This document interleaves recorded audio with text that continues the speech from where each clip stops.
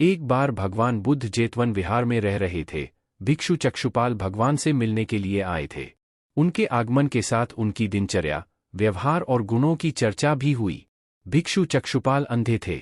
एक दिन विहार के कुछ भिक्षुओं ने कुछ मरे हुए कीड़ों को चक्षुपाल की कुटी के बाहर पाया और उन्होंने चक्षुपाल की निंदा करनी शुरू कर दी कि उन्होंने इन जीवित प्राणियों की हत्या की।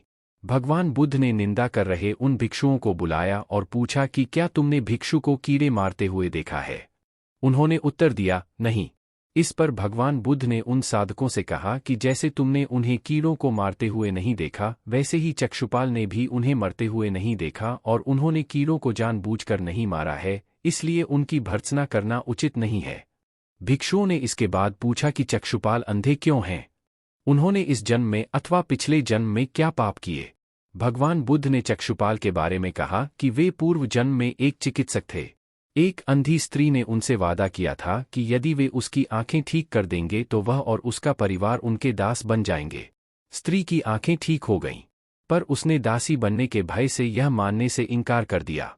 चिकित्सक को तो पता था कि उस स्त्री की आंखें ठीक हो गई हैं। वह झूठ बोल रही है।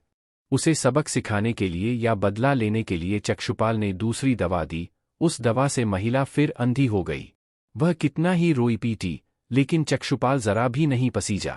इस पाप के फलस्वरूप अगले जन्म में चिकित्सक को अंधा बनना पड़ा।